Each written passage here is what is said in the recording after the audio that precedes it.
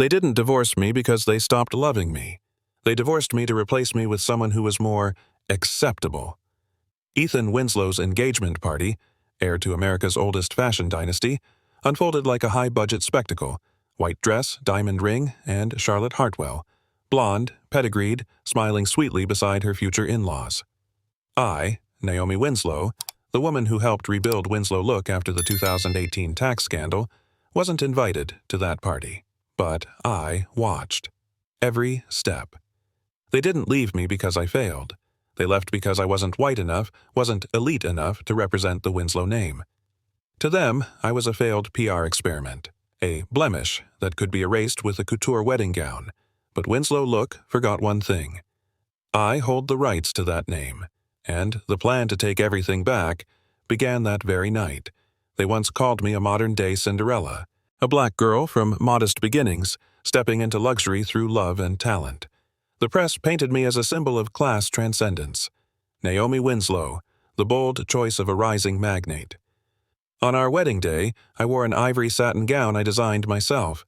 Ethan held my hand as we walked into the ballroom to applause. His mother didn't smile. The press smiled for her. Back then, I thought I had won, overcome the doubt, broken through centuries of family tradition. What I didn't know, to them, I was a test program, a beautiful story, temporary, a way to appease the media, to give Winslow a progressive mask, a Cinderella. But my fairy tale came without magic, only a marriage contract and a clock that struck midnight right on time. Winslow Look used to be dismissed as a relic, outdated, conservative, stale. I came in with a full reform strategy: streamlined silhouettes, sustainable fabrics, designs by black artists in the fall collection. Sales soared. The media called it a revival-breathing 21st century heir. But in the biggest fashion magazine feature of the year, only Ethan's photo appeared. Below the headline, "The heir bringing Winslow. Look back to the runway." Not one mention of me, not one credit, just a small caption: "Under his wife's guidance." I wasn't angry. I took note. I had rebuilt an empire, and they called me a consultant. What do you think I did next? If you feel that injustice in your bones, subscribe so you don't miss what happens next. I called the campaign Reclaim Color, a collection celebrating black designers and cultural motifs the industry forgot. I pitched it to the board with pride. Data, global trends, forecasts. They were silent for a few seconds. Then one man said, gently but sharply, "Naomi, it's a great idea, but it feels more political than fashionable." Another chimed in, "We need global products, not ones that risk feeling divisive." I understood what they weren't saying. They didn't want the brand to carry my color. I closed my laptop, left the room. No debate, no need. I had learned to hear the words they don't say out loud. A large photo hung in the Winslow Look headquarters main hall, a triumph captured after our historic Paris show. Ethan in the center, hand raised high, two creative directors clapping beside him. I remember the moment vividly. I was right next to him, mic in hand, sweat on my face. The final speaker, the scriptwriter of the show. But in the photo, they chose to enshrine. I was cropped out. No heads up, no explanation, no apology. That same week, I didn't receive the quarterly board meeting invite. I called the assistant's desk. They said the meeting had moved. No further information available. That's when I started to understand. They weren't just cropping me out of pictures. They were erasing me from history. That dinner had only 3 people: me, Ethan, and his mother. A long table, candlelight, silverware gleaming. She placed a slice of meat on my plate, didn't look at me, said softly, like reading a memo from memory, "Charlotte is the image Winslow needs, and you're just too different." I didn't respond, just looked up at her. This time, she met my eyes. This family wasn't built on passion or personality, but on stability. I understood. Too different meant my skin, my background, the fact that I earned my seat, not inherited it. I set my knife down, wiped the corner of my mouth, not a single emotion in my eyes. Dinner ended early. No one finished their meal, but only one of us was deemed appropriate. Ethan sat there, silent as if he hadn't heard a word. I waited for one sentence, one protest, one small gesture to keep me. But he just set his wineglass down, nodded lightly, as if all of it made perfect sense. His silence cut deeper than rejection. I looked at him one last time, not angry, not broken. If you need someone to represent you better, I'm not that woman. I stood. Chair scraped gently. No one reached out. As I left the dining room, I realized this marriage was never ours. I married Ethan, but he married the family's expectations, and those expectations had found someone else. The cream envelope arrived Monday morning. No handwritten note, no message. Inside, divorce papers. Thick, meticulous, cold. Page 1, my name. Page 2, the terms. No influence over Winslow look. No media statements. No voting rights. They weren't just divorcing me. They were exiling me from the company I had saved. I read the terms 3 times, not out of shock, but because of how brutally clear they were. Ethan didn't call. No explanation, no apology, just his signature on the final page. I folded the papers, filed them in the bottom drawer. They thought it was the end, but what they signed wasn't a conclusion. It was a beginning. I signed without asking a single question. No private lawyer, no resistance, not one tear fell on that paper. The next day, the headlines read, "Power couple splits with grace." They chose one photo, Ethan stepping out of company headquarters, white shirt, slight smile. I wasn't in the frame. They called my silence maturity, composure, but they didn't understand. It wasn't surrender, it was preparation. When a woman stays silent after everything, it's not because she's weak, it's because she sees your exits clearer than you do. I let them think I accepted it. I let them believe they won. What they didn't know was that I'd just started counting every wrong they'd done. The next month's magazine cover, Charlotte's face. The headline, Winslow Look 2.0, the new woman of legacy. They praised her poise, her perfect resume. The phrase, a better fit for tradition, repeated like a spell. On the final page, a short paragraph about me, Naomi Winslow, a necessary transitional phase, but perhaps never truly belonged.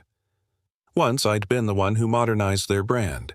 They called me the breath of a new century. Now they recast me as a shadow, a detour before the real correction.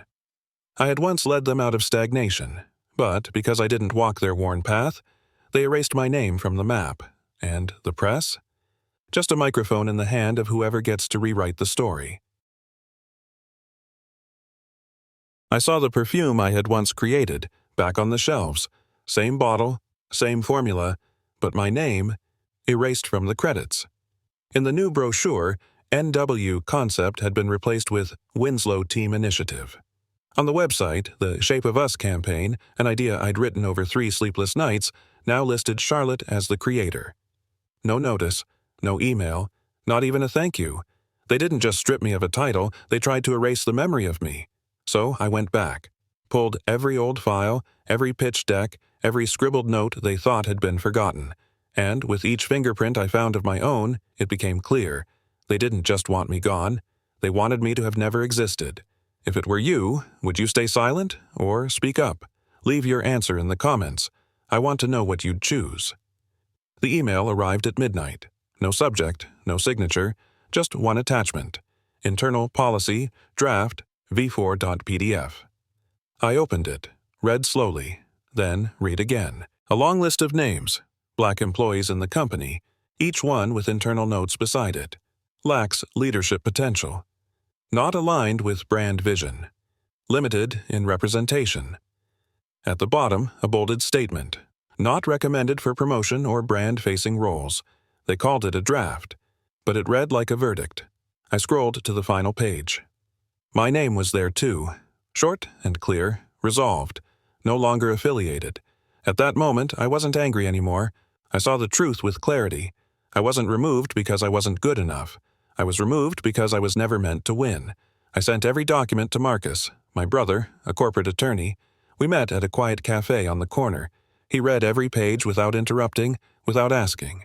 At the final page, he looked up, eyes calm. They built a wall to shut you out. Now you need to stay quiet and build your way back behind it. I didn't need comfort. I needed a strategy, and Marcus understood that. Do you still have campaign records, equity filings, internal emails? I nodded. Everything was there, stored, labeled, not because I was paranoid, but because I never worked carelessly. I didn't say I would get revenge. I only said, let's begin. I started with the people they had forgotten. A widowed shareholder, once held 3%, forced to sell her stake at a loss to Charlotte's ex-husband. A non-binary creative director, pushed out after being cut from a global campaign. A young investor, denied a board vote because of lack of family lineage. I didn't come with anger. I came with one question. How long have they kept you silent? Not everyone answered right away, but no one refused a second meeting. They didn't want power. They just needed to know someone was fighting to reclaim what had been taken. I didn't need status to begin. I only needed people who knew what it meant to be left out, even when they had helped build the foundation. The divorce contract was 42 pages long. I read it again, this time through the eyes of someone who had once overlooked the fine print. In section 7.4, the phrase "no brand involvement" appeared 3 times, but one word stopped me: representation. I asked Marcus. He paused, then smiled. They only barred you from appearing publicly as part of Winslow. They never said you couldn't reclaim your stake. I understood. They were focused on optics. I would move through structure. No speeches, no banners with my name, just equity, retrieved quietly, piece by piece, under my legal identity. While they scrambled to control the narrative, I would take back the company through the very contracts they once signed. 3 months later, I owned 18% of Winslow Look, without a single press conference. I bought back from those they once labeled non-essential. Second-tier investors, not family, no board seats, but their shares could sway votes. One was an Indian entrepreneur, once denied funding for not matching the European image. Another, a trans artist, whose collection had been pulled at the last minute. None of them had been invited to major events. I made no promises of fame. I simply told the truth. If you've ever been pushed aside, let your shares speak for you. They nodded. I didn't need the whole world. I just needed the ones they'd misjudged. I started a scholarship fund, named after my mother, the Clara B. Foundation. No press, no photo ops, no founder's bio, just a simple website, accepting applications from students of color, those dreaming of careers in fashion, design, and visual art, kids who had once been told they weren't fit for luxury. My mother was a seamstress. She never attended a runway show, but every stitch she taught me was the foundation of my collections. I didn't need my name on that legacy, because I know exactly who's receiving it. They may have erased me from the brand, but they can't stop the next generation from walking through the door I've already opened. Quietly, but irreversibly. The fitting was held in Winslow Look's new design studio. Charlotte stepped out in a white silk gown, tight-fitting, asymmetric cut, silver thread embroidery at the cuffs. Ethan nodded. The creative director said, "It came in anonymously. We chose it because it couldn't be ignored." They didn't know. The sketch was mine, submitted under a pseudonym, one of dozens I'd sent in, not out of bitterness, not for attention, just to test one thing: would they still recognize that kind of refinement, when it wasn't attached to the name they had erased? Charlotte stepped onto the rotating platform. The dress hugged her perfectly. No one knew I was on the floor below, holding the original draft. I didn't need credit. I just needed them to wear what they once rejected. The gala was packed. Media lined the red carpet. Flashbulbs burst as Charlotte and Ethan stepped out hand in hand. She wore the white gown the press called the elegant rebirth of Winslow. One headline blared, "The next generation of Winslows. Modern, polished, worthy of legacy." The fashion world praised the stability. Investors exhaled, grateful the image was back under control. Inside, champagne flowed. A string quartet played. No one mentioned the woman who stood there a year ago. No one asked why the brand history segment had been trimmed to 3 lines. The story had been revised. The picture looked perfect, but every stage built too quickly often hides a scene change. I walked in as the background music shifted key. No announcement, no name called. But every head turned in sync, as if on cue. The dress I wore had once been rejected from the Reclaim Color campaign for being too racially suggestive. Jet black fabric, minimal cut, a silver seam running from shoulder to waist, like a severed history stitched back together. No one said a word, but I saw Charlotte's hand tighten around Ethan's sleeve. The spotlight above shifted. A beam lit me up, as if the system had just remembered the woman it tried to erase. I didn't rush, didn't smile. The silence in the room was the loudest introduction I'd ever received. I walked up to the head table and stopped in front of the chairman of the board. No bow, no small talk. I placed a folder on the table, black cover, notarized seal. This is the confirmation of ownership. I currently hold 52% of voting shares in Winslow Look. The room froze. No one spoke. No one reached for their phone. I opened the folder. Every page. An agreement, a signature, a legal transfer. No deceit. Nothing unlawful. I looked at Ethan. His face had gone pale. I didn't smile. I simply said, I didn't come to ask permission. I came because I have the right. How do you think they reacted when the woman they erased returned as the majority owner?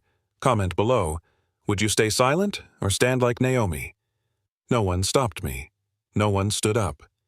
Ethan stared at me like he was seeing a stranger. Charlotte looked away, her hand gripping a now warm glass of wine. I turned to face the room. My voice was steady, not raised, not shaking.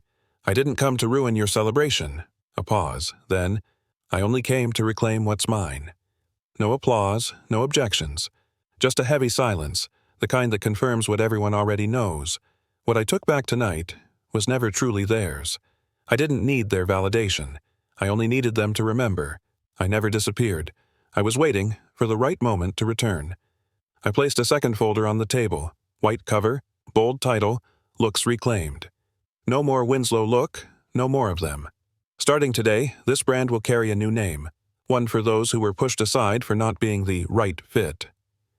The room was still, but I could feel the breath hitch in the front rows. Looks Reclaimed isn't just fashion, it's a platform. For designers who were never welcomed, for ideas once shoved into drawers, finally stepping onto the runway. No one clapped. They didn't know if they were supposed to. I didn't need applause. I only needed them to hear every word. This brand has been rebuilt, not to please them, but to give voice to those they erased. I clicked to the next slide. The words appeared, Strategic Personnel. New term, all eyes turned to the screen. I read the first name aloud, slowly, clearly. Aria James, Creative Director of Looks Reclaimed. A ripple of whispers.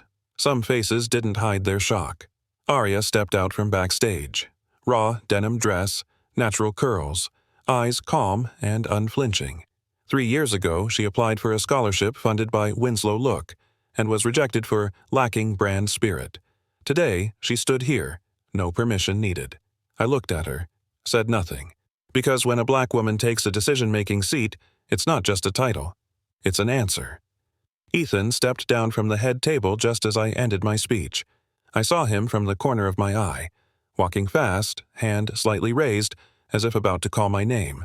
No one stopped him, but I didn't stop either. I turned away, kept walking, no waiting, no wondering what he had to say.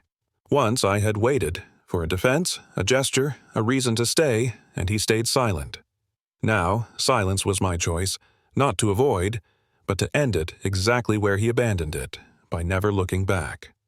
His footsteps halted behind me. No words followed, only cold distance between two people who once had everything, and now, nothing. A week after the rebranding, I received a handwritten letter, pale yellow paper, sloppy lettering.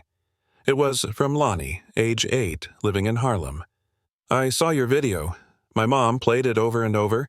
Your black dress was really pretty, but I think you looked prettiest when you didn't say anything, and everyone still listened. I smiled. Page 2 was a drawing, colored pencil, a flared dress, high neck, long sleeves, simple but every detail clear. In the corner, a bold note in block letters. My first dress, I named it the Naomi. I placed my hand gently on the page. Some legacies don't come with awards or stock options. They're written in belief, from a little girl holding nothing but a pencil. I framed the letter, the yellow paper, the smudged lines. Each imperfect mark held something no piece of jewelry ever could, pure belief. I hung it on my office wall. Next to it, an old photo of my mother, sitting at her sewing table, hands on the fabric, eyes steady, as if seeing the future she once feared to dream. No caption, no plaque, because what truly belongs to us needs no explanation. I stood before that wall for a long moment, not to admire, but to remember. With the same hands that once trembled entering the Winslow estate, I opened the door for others to follow. And my mother. She's still here, in every stitch that taught me to move through silence. I was invited to speak at the Women in Fashion Power Summit, not because of a title, but because of the story. I stepped up to the podium. No notes, no glancing at the screen behind me. Only eyes, waiting for something real. I spoke slowly. Every word pulled from days I wasn't allowed to speak. They replaced me to erase me. A pause. But I was never their accessory. I was the foundation. In the audience, someone cried. Someone clenched their fist. I didn't say more, because truth, when distilled, needs no decoration. When a woman once treated like decor says she was the structure, it's not just a statement. It's a map for others to follow. I received an invitation from a prestigious organization. They wanted to honor me with the Pioneering Icon of Fashion medal, a televised event, celebrity guests, a red carpet 3 blocks long. I declined, not because I wasn't honored, but because I no longer needed spotlights on my name. The following week, I appeared at a community art school in South Bronx. No cameras, no press. I'd been asked to mentor the first class of fashion students, kids who had never seen themselves in fashion textbooks. They came with torn paper, unfinished sketches, and eyes full of hope, waiting to be seen.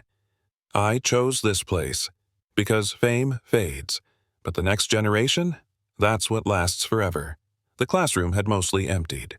A quiet girl approached, tentative steps, ink-stained draft in hand. She didn't look me directly in the eye, but her lips gave away the question buried in her heart. Do you think I'm good enough to keep going? I paused for a beat. I don't know what they will think, I said, placing my hand gently over her sketch. But I know this. You don't need anyone's permission to do what you believe in. You just need to know exactly who you are. She smiled. Still uncertain, but something in her had shifted. Some stories don't need an ending to become a beginning. If you've ever questioned your worth, if you've ever walked out of a room and no one turned to notice, let this story be your reminder. You don't need to be chosen to start. You just need to keep moving forward. And if this touched you, send it to someone else who needs to believe in themselves today. You never know who's listening, but sometimes just one story is enough to make someone rise.